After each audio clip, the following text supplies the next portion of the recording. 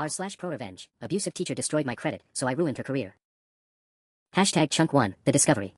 I was sitting in my apartment, well, technically my parents' basement apartment where I'd been living for the past 6 months, refreshing my email for the 100th time that day when everything fell apart.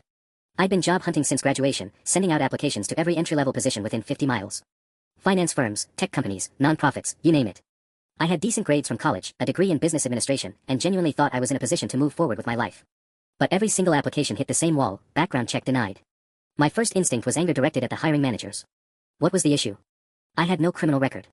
I'd never even had a speeding ticket. So I did what any reasonable person would do, I checked my credit report. That's when I saw it. The email from Capital One arrived at 11:47 a.m. on a Tuesday, and it wasn't a new account notification. It was a collections notice. Apparently, I had opened a credit card with them in 2017 and maxed it out at $8,400. Only problem.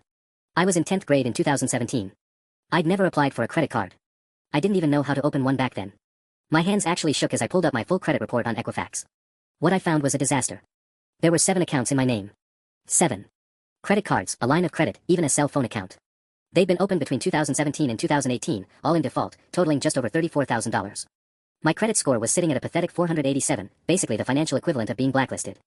I called my parents immediately. My mom thought I was joking until she heard the panic in my voice. My dad, ever the practical one, said we needed to go to the police.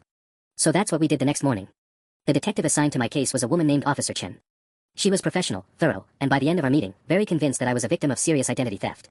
She explained that someone had used my social security number to open these accounts, and every single one had gone to collections. The damage to my financial future was, in her words, substantial.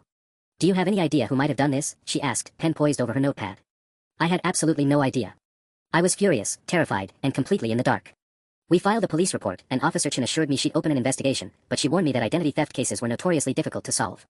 Without evidence pointing to a specific person, it could take months, even years. That's when the real frustration set in.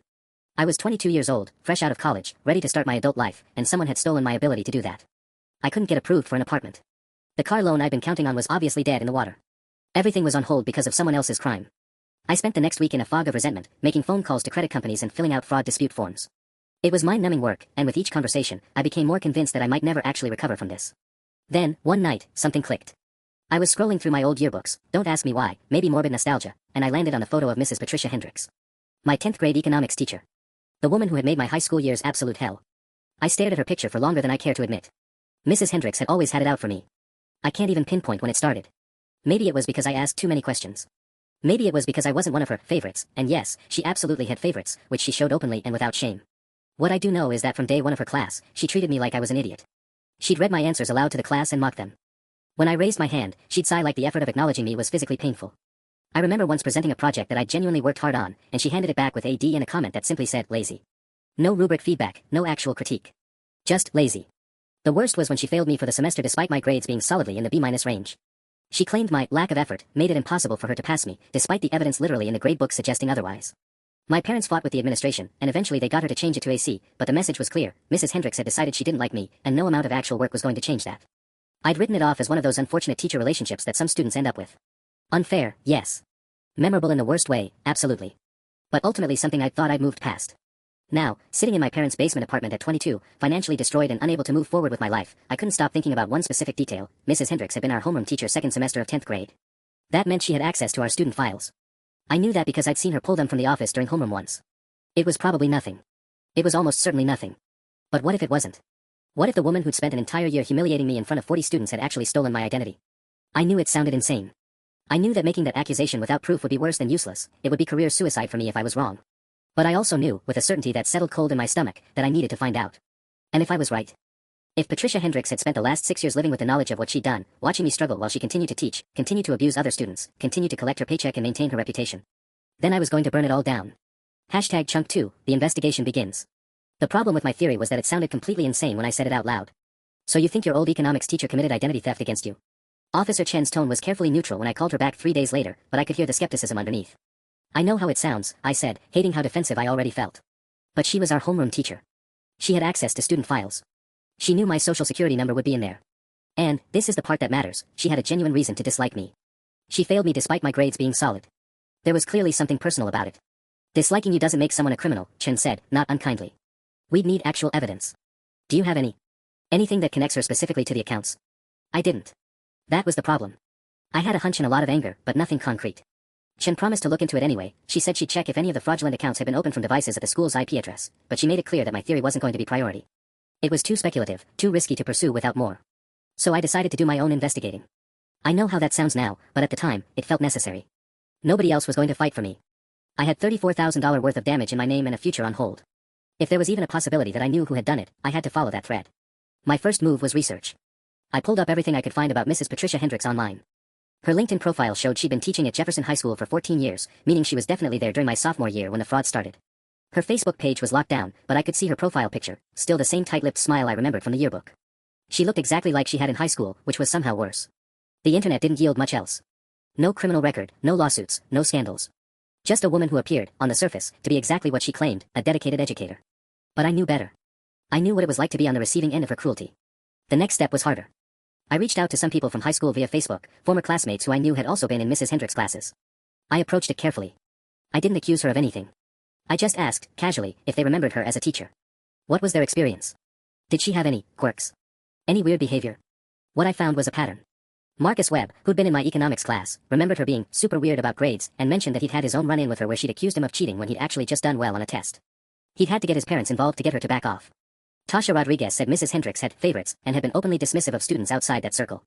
She specifically remembered that Mrs. Hendricks had seemed to have it out for me. And then there was Jordan Kim. When I asked about Mrs. Hendricks, his response was immediate and visceral: "Dude, that woman is toxic. She failed me once too. For no reason. My parents had to literally threaten legal action. None of this was evidence. It was just corroboration of what I already knew. Mrs. Hendricks was an abusive teacher who wielded power in cruel ways. But it also meant there might be other victims. Other students whose lives she'd affected. The thought made my jaw clench.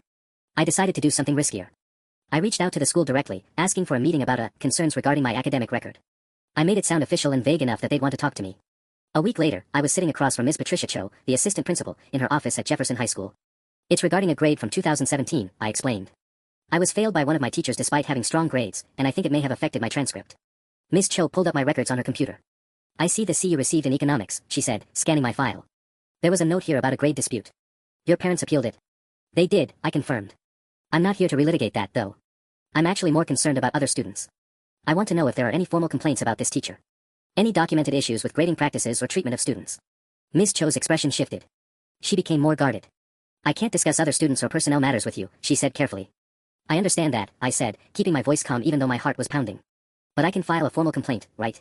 About my own experience." She nodded slowly. "You can. Though I should tell you, we don't reopen grade disputes after this much time has passed. If you're looking for your grade to be changed." "I'm not," I interrupted. "I want to file a complaint about the teacher's conduct. The way she treated me. The way she appears to have treated other students as well. I didn't mention the identity theft. Not yet. That would be overplaying my hand, and I could see the skepticism in Ms. Cho's eyes already. She pulled out a form and slid it across the desk. "You can file a formal complaint, but I need to be honest with you. 14 years of employment without major incidents on her record means that anything you bring up now will be treated with appropriate skepticism." There it was. She was protecting the institution, which meant protecting Mrs. Hendricks. What if there were multiple complaints? I asked carefully. "Not just from me." "That would certainly be taken more seriously," Ms. Cho said, but she said it in a way that made it clear she didn't think that was going to happen. I completed the complaint form, keeping it focused on her treatment of me, the unfair grading, the humiliation in class. I didn't make accusations about identity theft. I just documented what I'd experienced directly. As I handed it back to Ms. Cho, I realized something crucial: the school wasn't going to be my ally in this. If I was going to take down Mrs. Hendricks, I was going to have to build an airtight case first. I'd need proof. I'd need corroboration. I'd need something so concrete that they couldn't dismiss me as a disgruntled former student with an axe to grind. Driving home that afternoon, I made a decision. I was going to gather evidence. Real evidence. And I was going to see if I could find out if Mrs. Hendricks had done this to anyone else. If she had, then we were looking at something much bigger than just me. We were looking at a pattern. And patterns, I was beginning to understand, were what put people in prison. #Chunk3. The complaint form I'd filed at Jefferson High School disappeared into bureaucratic limbo, and I received a form letter 2 weeks later stating that they'd reviewed my submission and found no evidence of misconduct warranting further investigation. They'd talked to Mrs. Hendricks, apparently, and she denied everything. Case closed. I should have expected it. But knowing it was coming didn't make it hurt any less. That's when I realized I had to approach this differently. I couldn't rely on institutions to police themselves. I needed to build a case so solid that institutions wouldn't have a choice but to act. I started small. I opened a new email account, something anonymous sounding like concern.alumni.2024@gmail.com, and began systematically reaching out to people from my high school years. Not just the ones I'd already talked to, but anyone I could find on Facebook or LinkedIn who had been in the same graduation cohort. I kept my messages vague but pointed. "I'm doing research on my old high school experience and wondering if you'd be willing to share memories about certain teachers. Completely confidential." The responses surprised me. Not everyone replied, but enough did. And the ones who did told me things that made my stomach twist. There was Ashley Chen, who remembered Mrs. Hendricks accusing her of plagiarism on a research project, an accusation that turned out to be baseless but not before it had been reported to the principal and gone on her record. There was David Martinez, who said Mrs. Hendricks had made a comment about his family situation in front of the whole class when she found out his parents were divorced, implying he probably didn't have proper supervision at home. There was Keisha Washington, who'd gotten a B in her class and later found out it was because Mrs. Hendricks had adjusted her test score downward because she'd known Keisha could do better and wanted to motivate her. Each story was its own small violation. None of them were identity theft. But together, they painted a picture of someone who abused her power with students in 100 different ways. I organized it all in a spreadsheet. Names, dates, specific incidents, outcomes. I was meticulous about it, backing everything up to multiple cloud storage accounts because I had this paranoid fear that it would somehow disappear. I added notes about whether each person had given me permission to use their information and in what capacity. But here's where things got complicated. I realized I couldn't actually use most of this information without those people's explicit consent, and they weren't going to give it. They'd shared with me in confidence, thinking I was just processing my own trauma. The second I tried to make their stories part of a larger campaign against Mrs. Hendricks, I'd be violating their trust. I was back where I started. I had the narrative of a pattern, but nothing actionable. The identity theft itself was still the linchpin. If I could prove that Mrs. Hendricks had stolen my identity, that would be criminal. That would override any institutional protection. That would be something the police couldn't ignore. So I became obsessed with finding that proof. I started pulling my credit reports monthly and documenting everything. I obtained copies of the actual credit card applications from the fraudulent accounts through a laborious process of submitting disputes and waiting for documentation to arrive. The applications had my name, address, and social security number, but they'd been signed with handwriting that wasn't mine. I was no handwriting expert, but I studied Mrs. Hendricks' signature on documents I found online, old yearbook dedications, a teacher bio from a school webpage that had been archived. The signatures on the fraudulent applications didn't match. Of course they didn't.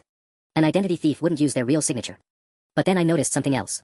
On one of the applications, there was a phone number. It had been provided as part of the application, a contact number for the cardholder. The number had the same area code as the school district. I called it once, my hands shaking, and got a disconnected number message. It had clearly been disconnected years ago. But it had existed. Someone had provided that number when opening the account in 2015. And that someone had been at the school or lived in the school's area. I took this information to Officer Chen. She seemed slightly more interested than before, but she pointed out what I already knew: this doesn't prove it was your teacher. Could have been anyone with a local number. Could have been an accomplice. But it narrows it down, I pressed. That's something, right? Maybe, she said. Let me see what I can do with the school's IP address and the dates those accounts were opened. She called me back 2 days later with news that both frustrated and excited me. 3 of the 5 fraudulent accounts were opened during school hours, she said. Specifically during the same time periods. Which means they were either opened from the school's network or someone was spoofing it. My heart had started racing. Can you tell if it was Mrs. Hendricks? Not without a warrant, Chen said, and I could hear the apology in her voice. And I can't get a warrant based on what we have. A prosecutor wouldn't touch it. We'd need something that directly connects her to the accounts, a device, a confession, something concrete. What if I could get her device? I asked, before I could stop myself. Don't, Chen said immediately, her tone sharp. Whatever you're thinking, don't. If you steal her phone or break into her email, that evidence becomes inadmissible. And you become the criminal. I'm trying to help you here, but I need you to work within the law. I promised I would. I meant it. But the problem was becoming clearer. Working within the law, doing everything the right way, seemed designed to protect people like Mrs. Hendricks, not to catch them. That's when I got the email that changed everything. It came to my anonymous email account from someone with the username, fed_up_tf_2009. The subject line was, "Are you looking for information about Patricia Hendricks?" My hands literally shook as I opened it. The message was short. I heard through the grapevine that someone was asking questions about Mrs. Hendricks. I have something you might want to see. But I need to know who you are first. And I need to know you're serious about this. Because I'm risking a lot. They'd attached no identifying information. No evidence. No proof of who they were. But the fact that someone else was willing to take a risk, that someone else had something to show me, meant that maybe, just maybe, I wasn't chasing ghosts. I sat there for probably 30 minutes, staring at that email, before I typed back, "I'm serious. Tell me what you know." #Chunk4. I didn't sleep that night. I kept refreshing my email every 5 minutes like an idiot, knowing that obsessive checking wouldn't make a response appear any faster, but unable to stop myself anyway. By 3 a.m., I gave up pretending to sleep and just sat at my desk with cold coffee, staring at that message from fed_up_tf_2009. Who were they? How had they heard I was asking questions? I'd been careful, supposedly anonymous, but apparently not careful enough. The thought that someone out there knew what I was doing, that they'd noticed me asking around, was both thrilling and terrifying. What if it was a trap? What if it was Mrs. Hendricks herself, trying to figure out who was digging into her past? I probably should have called Officer Chen. I should have told her about the email immediately. But there was this small, paranoid voice in my head whispering that if I involved the police, fed_up_tf_2009 would spook. They'd said they were risking a lot. The moment a cop got involved, everything changed. The stakes became official. The danger became real. So I didn't call Chen. Instead, I crafted a reply that was honest but vague. I was a student of hers in 2015. Senior year. She hurt me. I think she's hurt other people too. If you know something, I need to know what it is. And you have my word that I'll keep your identity confidential. I hit send at 4:47 a.m. and forced myself to take a shower, to eat something, to do normal Tuesday morning things while internally vibrating with anticipation. The response came at 2:34 p.m. Coffee. Tomorrow. The roasted bean on Maple Street. 4 p.m. Come alone. I'll find you. No signature. No additional context. Just a time and a place and an instruction to come alone. I texted back immediately, how will you recognize me? The response was almost instant, I already know what you look like. That was the moment I should have been scared. Looking back now, that was a massive red flag. Someone I didn't know, someone with information about a teacher I was investigating, somehow already knew my physical appearance. But I was too invested in the possibility of getting answers. Too desperate. Too convinced that the only way forward was through this mysterious stranger. I spent the rest of Tuesday in a state of heightened anxiety. I didn't tell my mom. I didn't tell my friends. I definitely didn't tell Officer Chen. I just counted down the hours until 4 p.m. Wednesday and tried to convince myself that this was a good idea. The Roasted Bean was a small independent coffee shop in a moderately busy part of town, not so public that anything could happen, but public enough that there were witnesses. I arrived 15 minutes early and ordered a black coffee I didn't want, then sat at a corner table where I could watch the door. At exactly 4 p.m., a woman I recognized walked in. It took me a moment to place her, and then it hit me like a punch to the gut. She'd been a year ahead of me in high school. Her name was Emma Rodriguez, and she'd been in Mrs. Hendricks' advanced economics class. I didn't remember her well, we'd moved in different social circles, but I knew her face from yearbooks and hallway encounters. She ordered a coffee and sat down across from me without asking permission. You probably don't remember me, she said quietly. I was a junior when you were a sophomore. But I was in Hendricks' class, and I know exactly what you're doing because I've spent the last 6 years trying to figure out what she did to me. What do you mean? I asked, though something in my chest was already tightening. She stole my identity too, Emma said flatly. 2 credit cards in my name that I didn't know about until I tried to get a student loan for college. The loans were denied. My credit was destroyed. I had to go to a community college instead of the state school I'd been accepted to. 2 years wasted. I felt the world tilt slightly. All this time, I'd been thinking of myself as uniquely targeted, uniquely singled out. But hearing Emma say those words, hearing that someone else had experienced the exact same thing, was both validating and horrifying. That was in 2014, Emma continued. So she's been doing this for years. Multiple students. I never reported it because I was ashamed, and I didn't have proof. I've been carrying that around, and then my friend who still lives in the area texted me last week that someone was asking questions about Hendricks. I asked around, found your email in a thread with some old classmates, and took a chance. Why didn't you report it? I asked, then immediately felt guilty for the accusatory tone. I'm sorry. That came out wrong. Because I was 18, Emma said, and there was old pain in her voice. Because I was humiliated. Because the school district had already dismissed a complaint from another student about Hendricks 2 years before that. Because I assumed nothing would happen and I'd just look crazy. Take your pick. Another student. I leaned forward. Someone reported this before. Emma pulled out her phone and showed me a screenshot of an email chain from what looked like a school district forum from 2012. I found this archived online, Emma explained.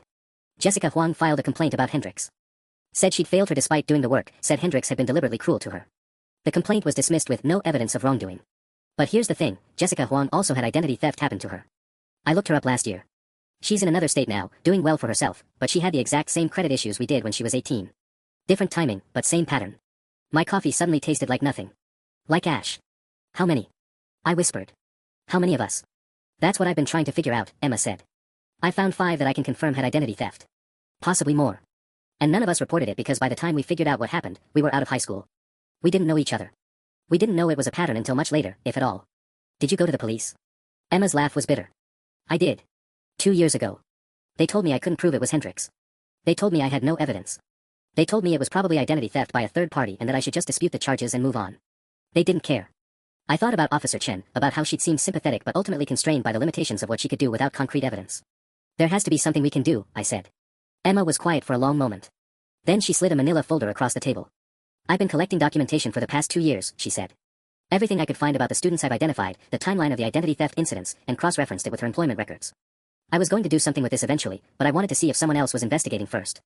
Someone who was maybe closer to it, who had more recent experience with her. I opened the folder with shaking hands. Inside was meticulously organized evidence, bank records, credit reports, employment histories, all chronologically arranged. Why didn't you lead with this? I asked. Because I needed to know if you were serious, Emma said. Because the last thing I need is to hand over 2 years of work to someone who's going to back out when things get difficult. And because I need to know if you're willing to do what it actually takes to stop her. What does that mean? I asked, though I was beginning to realize that the answer might involve crossing some lines. It means, Emma said quietly, that we need to stop thinking like victims waiting for the system to save us. The system isn't going to save us. It never does. Chunk 5. The folder sat on the table between us like a physical manifestation of everything I'd been afraid to admit, that this was bigger than me, messier than I'd anticipated, and that the right way to handle it might not work. What are you suggesting? I asked carefully. Because I'm not interested in anything illegal. Emma's expression didn't change. I'm not asking you to do anything illegal. But I'm asking you to think bigger than just going to the police with a complaint and hoping they care. Because they won't. I've been where you are. I've believed in the system. I've watched it fail. So what? Go vigilante. Post her information online. The thought made my stomach churn. That's not justice, that's just. It's not about posting anything, Emma interrupted. It's about being strategic. It's about understanding that we have leverage if we know how to use it. I closed the folder. I need you to be specific. What exactly are you asking me to do? Emma glanced around the coffee shop. An older man sat reading in one corner. A couple worked on laptops near the window. A barista restocked cups behind the counter. Low-risk conversation, high-consequence information. I've identified 6 students total, Emma said quietly. Including you and me. Of those 6, I've been able to contact 4.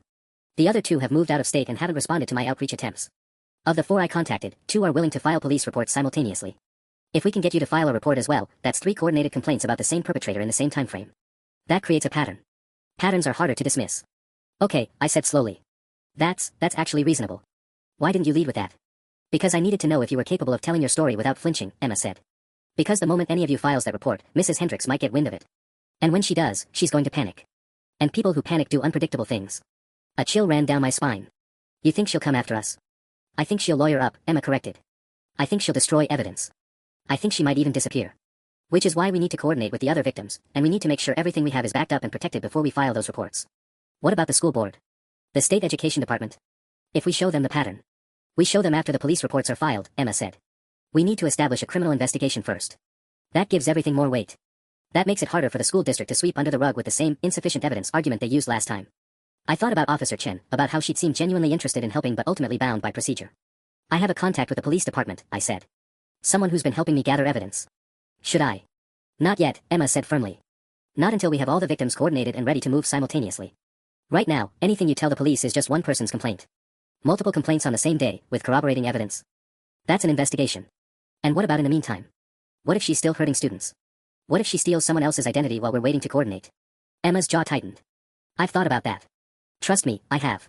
But if we go to the police before we're ready, and they don't take it seriously, we lose the element of surprise. She'll cover her tracks. She'll destroy her records. She'll make sure there's no evidence linking her to what she's done. I wanted to argue with her. I wanted to believe that doing the right thing the right way would actually work. But Emma had already proven that approach failed. Twice. How long? I asked. 2 weeks, Emma said. Maybe 3. I'm working on getting the other contacts to commit to filing reports. Once I have confirmations from at least 2 others, we go public simultaneously. You file your police report. They file theirs. We send everything to the state education department. We contact the school board. We make it impossible for them to ignore. And if one of them backs out, then we reassess, Emma said. But I don't think they will. These people have been carrying this for years, just like you. Just like me. The moment they realize they're not alone, that someone else is willing to fight, that changes things. I opened the folder again, looking at the meticulous documentation. At the dates and timelines and credit reports organized by student. At the visible proof that this wasn't just about me, that I'd never been the only victim, and that somehow, impossibly, that made it both worse and better. There's something else, Emma said, and her voice had shifted. Had become careful. Something I need to tell you before you agree to this. My stomach dropped. What? When I filed the police report 2 years ago, I wasn't careful about it. I went to the station. I gave my name. And within a week, I got called in for a follow-up interview, and they asked me very specific questions about what I knew and who else I'd been talking to. I never found out how she learned about it, but Mrs. Hendricks contacted me directly. She said she knew about my complaint. She said she was considering her own legal action against me for defamation. I felt my hands clench. Did you tell the police? I did. They basically said that she had the right to defend herself, and that if I was worried about harassment, I could file a separate complaint. Which felt like a pretty clear signal that I wasn't going to get help from that direction. So you're saying that once we file these reports, she'll know. She'll come after us. Possibly, Emma acknowledged. Probably. Which is why I need to know right now if you're actually prepared for that. If you can handle her reaching out, making threats, maybe hiring a lawyer to intimidate you. Because once we start this, we can't stop. We have to see it through. The coffee shop suddenly felt very small. The door felt very far away. Every exit strategy I'd imagined suddenly seemed insufficient. I need to think about it, I said finally. You have 48 hours, Emma said. She slid a burner phone across the table. New number. Text, yes, if you're in. Don't text anything else. Don't call. And for God's sake, don't tell anyone about this conversation. She stood up and left without another word, leaving me alone with a folder full of evidence, a burner phone, and the sickening realization that I'd just been handed a choice between safety and justice. And I had no idea which one I was actually capable of choosing. #Chunk 6. The burner phone sat on my nightstand like a live grenade. I stared at it while making breakfast I didn't eat. I stared at it while checking my work email.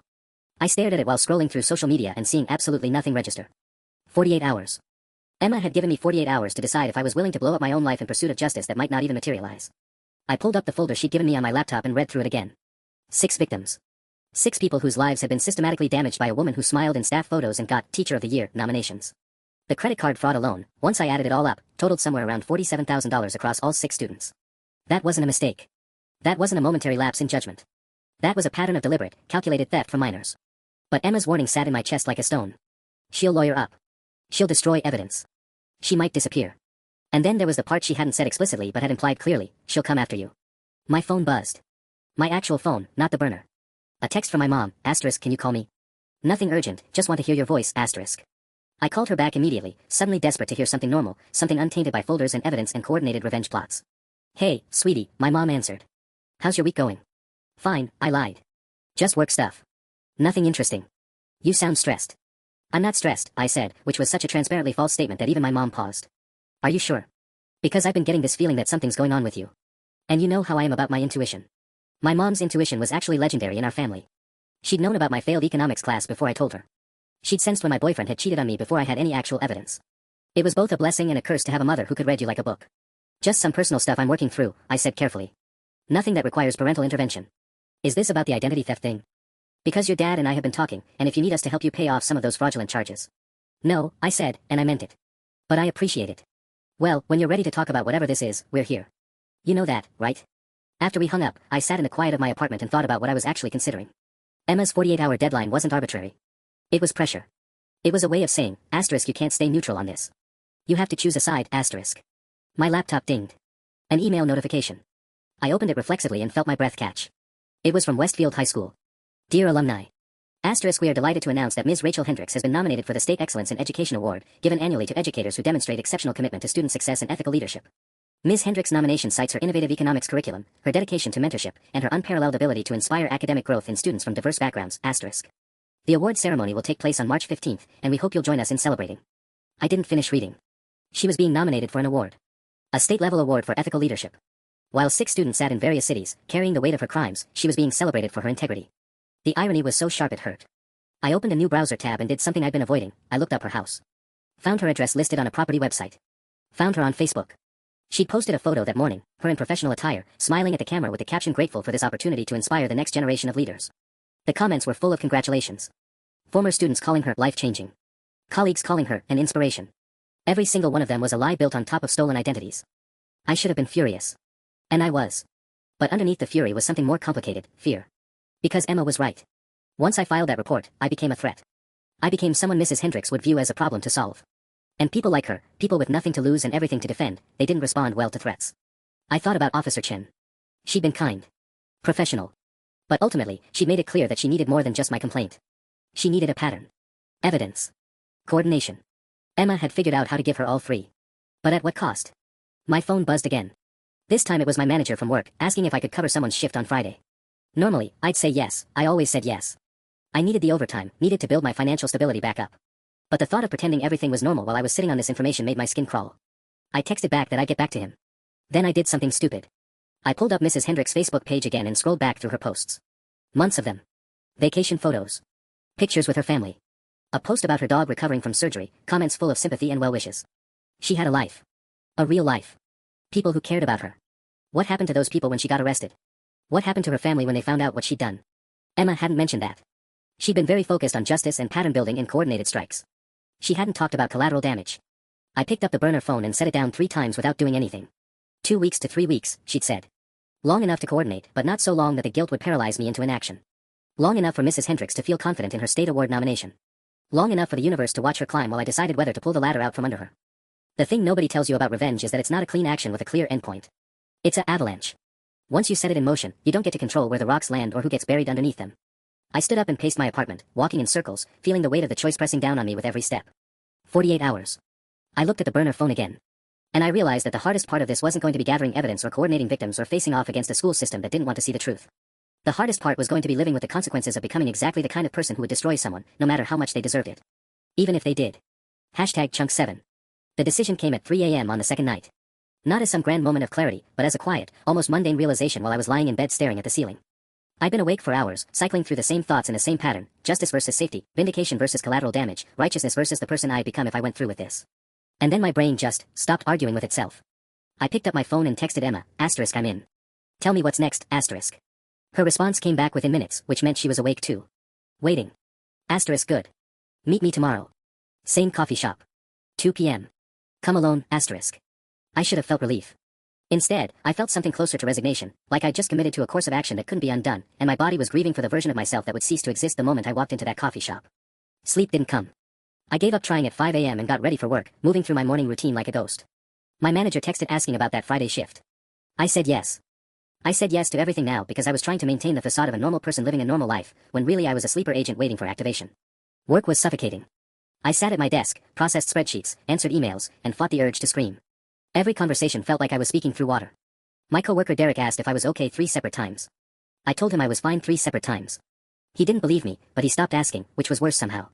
By the time 1:45 p.m. rolled around, I was vibrating with nervous energy. The coffee shop was the same one we'd met at before, intentionally neutral, always busy enough that no one would remember us. Emma was already there, sitting in a corner booth with 2 cups of coffee and a leather folder that I recognized immediately as the same one she'd given me before. But this time, it was thicker. Much thicker. I sat across from her and didn't touch the coffee. "You're sure?" she asked without preamble. "No," I said honestly. "But I'm doing it anyway." Something that might have been respect flickered across her face. "Okay. Here's where we are. I've been in contact with 4 of the 6 victims directly. The other 2 I found through their parents, who confirmed their children's experiences. Everyone's willing to participate, but they're scared. Some of them are considering legal action against the school district for negligent supervision. Others just want their records cleared. One kid, he's 19 now, has been dealing with severe anxiety about his credit score and didn't want to go to college because he thought he'd be denied loans." My stomach twisted. "They're all connected to you through a private encrypted group chat I set up. I'll add you to it tonight. Do not, under any circumstances, contact anyone outside that group about this. No texting Mrs. Hendrick's name, no calling people to talk about the case, no venting to friends. This stays sealed until we're ready." "When will that be?" I asked. 3 weeks from now. April 15th. That's when I file everything simultaneously, a formal complaint to the State Education Board, a police report with Officer Chen, and an anonymous tip to the local news. The simultaneity matters because it prevents her from controlling the narrative. Once one domino falls, they all fall. "What about the school board?" I asked. "Shouldn't they know first?" Emma shook her head. "The school board will protect her. They always do. They'll say they need to investigate, they'll minimize the allegations, they'll give her a chance to lawyer up. We go over their heads entirely. State Education Board and police have the authority to bypass the school's internal processes." It sounded clean when she said it like that. Surgical. But I could see the cracks in the plan already. "What if she runs?" I asked. "You said she might disappear." "She might," Emma acknowledged. "But she's not going to. Not immediately. She has a state award ceremony on March 15th. She's going to want to attend that. She's going to want the accolades. Her ego won't let her disappear before she's been publicly celebrated. She'll start to run after that, but by then it'll be too late. The police will have already filed charges, and the State Education Board will have already issued a suspension pending investigation." "You've really thought this through," I said. "I've had 2 years to think about it," Emma replied flatly. "Now, here's what you need to do. You're going to continue living your life normally. You're going to show up to work, you're going to hang out with friends, you're going to act like nothing is happening. That's critical. If Mrs. Hendricks has any sense that someone's coming for her, she'll protect herself. But she doesn't see you as a threat. You're the failed student. You're the one whose life she damaged. Why would you suddenly become dangerous to her?" I nodded, understanding the logic even as I hated it. "The other victims are going to do the same thing. We're going to coordinate one more document request. I need you to help me get copies of your grade sheets, any assignments she marked down unfairly, emails between her and your parents about your performance. Can you access those?" "Some of them," I said. "My parents probably have copies of emails. My school records should be available through the district." "Good. Request them this week. When they ask why, say you're applying for financial aid for graduate school and need official documentation. It's not technically a lie, we're just using them for a different purpose." The folder slid across the table toward me. "What's this?" I asked. "Everything on the other 4 confirmed victims. Names redacted, but full details of their fraud cases. Your job is to read through this, memorize it, and then destroy it. Don't keep copies. Don't take photos. Just know that you're not alone in this, and that what happened to you was part of a deliberate pattern." I opened the folder and felt my breath catch. The details were devastating. One girl had been denied college because of her destroyed credit. Another had been evicted from his first apartment as a young adult because the landlord ran a credit check. A third had attempted suicide, not mentioned to me before, and survived, but had spent 2 months in psychiatric care as a result. The weight of it crashed over me. "These are real people," I whispered. "Yes," Emma said quietly. "And there might be more that we haven't found yet. That's the other reason we're going to the police and the State Education Board. They have investigative resources. They'll find the others. Once one victim comes forward, others usually follow." I looked up from the folder at Emma, trying to see her clearly for the first time. Really see her. There was something in her expression that I recognized because I'd seen it in my own mirror, the look of someone who'd been broken by this woman and had spent years figuring out how to survive it. "Why did you really reach out to me?" I asked. Emma was quiet for a long moment. "Because," she said finally, "I tried to do this alone for 2 years, and it was eating me alive. And because you deserve to know that you're not crazy for being angry. And because we're stronger together than we'd ever be apart." I closed the folder and tucked it under my arm. "Okay," I said. "Let's destroy her." Chunk 8, the fall. The 3 weeks crawled by like a wounded animal, each day stretching into an eternity of normalcy that felt like suffocation. I went to work. I saw friends. I laughed at jokes that barely registered. All the while, I carried the weight of those stories in the folder: the girl denied college, the boy evicted, the survivor of a suicide attempt. Their faces were redacted, but their pain was vivid. I memorized every detail and then burned the folder in my apartment's fireplace, watching the pages curl and blacken, turning their suffering into ash. On March 15th, I watched the local news coverage of the Education Award ceremony. There she was, Mrs. Hendricks, radiant in a navy dress, accepting a plaque for excellence in economics education from the state superintendent. The camera lingered on her smile, that same smile she'd used to humiliate students, to cover her predatory behavior in a veneer of professionalism. I felt something cold settle in my chest watching her bask in recognition she didn't deserve. But I didn't look away. That night, I got a text from an unknown number in the encrypted group chat, * tomorrow. It begins, *. April 15th arrived on a Tuesday, gray and drizzling. I went to work like any other day, hyper-aware of everything around me. The fluorescent light seemed brighter. The office seemed smaller. Derek asked if I wanted to grab lunch. I declined, claiming a headache. At 2 p.m., my phone buzzed with a news notification.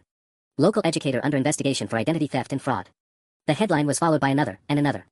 The state education board had issued a formal statement. The police department was opening an investigation. And then, like dominoes Emma had promised, the local news ran a story featuring 2 of the confirmed victims, their faces pixelated, their voices altered, but their words devastating. They described the credit card fraud, the ruined credit scores, the years of financial hardship stemming from their time in Mrs. Hendricks' class. My phone immediately flooded with messages from coworkers who'd seen the news. Derek came to my desk asking if I knew anything about this. I said no, just like I'd practiced. Just like Emma had instructed.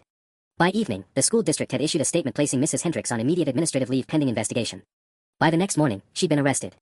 I watched the mugshot on the local news website, her face stripped of makeup, her hair uncombed, her expression finally showing something other than calculated warmth.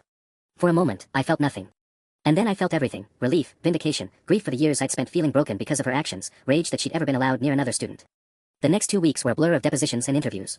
Officer Chen was thorough and professional, asking me to recount every detail of discovering the fraud, my attempts to report it, my frustration with the initial lack of response. The state education board investigator did much the same. Both of them looked at me with an expression I'd come to recognize: genuine belief. By early May, the DA's office announced formal charges against Mrs. Hendricks: identity theft, 6 counts, wire fraud, 4 counts, financial exploitation of minors, and ongoing criminal harassment through her classroom conduct. The charges carried a potential sentence of up to 15 years. But the legal victory was almost secondary to what happened next. Other victims came forward. 2 more students contacted the police with their own stories of fraudulent accounts opened in their names. A third reported that Mrs. Hendricks had pressured her into correcting test scores in exchange for not reporting her to her parents. A fourth revealed that he'd been pushed out of AP Economics specifically because he'd been too smart and made her look bad. The pattern became clearer with each revelation. Mrs. Hendricks had been running a deliberate system of predation, targeting students she perceived as threats or obstacles, using the classroom as cover for financial crimes and emotional abuse. By the time the State Education Board issued its formal recommendation for permanent revocation of her teaching license, 6 additional victims had been identified. 6 more lives that had been derailed, damaged, or nearly destroyed by someone who'd been given the trust and authority to educate them. I didn't attend the school board meeting where they officially voted to terminate her employment. I didn't need to. Emma sent me the live stream link with a single message: done. The fallout was comprehensive. The school district was sued by 3 families for negligent supervision. The superintendent resigned. The principal was reassigned to a desk job pending his own investigation into how Mrs. Hendricks had operated under the radar for so long. The local news ran a 3-part series on education oversight failures in the state, and it prompted legislative discussions about background checks for educators and better financial monitoring of school employees. For me, the immediate effects were more personal. My credit fraud was officially documented as part of a criminal investigation, which allowed me to file a formal dispute. By June, the fraudulent accounts had been removed from my credit report. My credit score, which had been destroyed at 540, climbed steadily as the fraudulent debts were expunged. By late summer, I'd been approved for an apartment, a small 1-bedroom with a balcony overlooking a tree-lined street. In September, I'd been approved for a car loan, and I'd purchased a reliable sedan that didn't shake when it accelerated. The financial independence I'd been denied felt almost surreal when it finally came. I attended my college graduation ceremony in the spring, the ceremony I'd been too ashamed and too financially unstable to celebrate the first time. I sat in the audience as my classmates walked across the stage, and I didn't feel like a fraud anymore. I felt like someone who'd survived something difficult and come out the other side intact. 3 months after graduation, I got a text from Emma: coffee. We met at the same coffee shop where we'd planned the destruction of Mrs. Hendricks' career. Emma looked different, lighter somehow, like a burden had been lifted from her shoulders. She took a plea deal, Emma said without preamble. 6 years, eligible for parole in 4. I nodded, unsurprised. The evidence had been overwhelming. How are you? She asked. Good, I said, and realized I meant it. Really good. I got my apartment. I got my car. I'm interviewing for jobs in my field. My credit's almost fully restored. And emotionally, I considered the question honestly. I'm angry sometimes, I admitted. But it's a different kind of anger now. It's not the anger of someone who's powerless. It's the anger of someone who fought back and won. Emma smiled, the first genuine smile I'd seen from her. That's exactly right, she said. That's exactly right. As I left the coffee shop that day, I realized that Mrs. Hendricks had already served her real sentence long before she stepped into a courtroom. The knowledge that she'd underestimated her victims, that she'd created something stronger than her own malice, and that the future she tried to steal from us had come roaring back anyway, unstoppable and inevitable.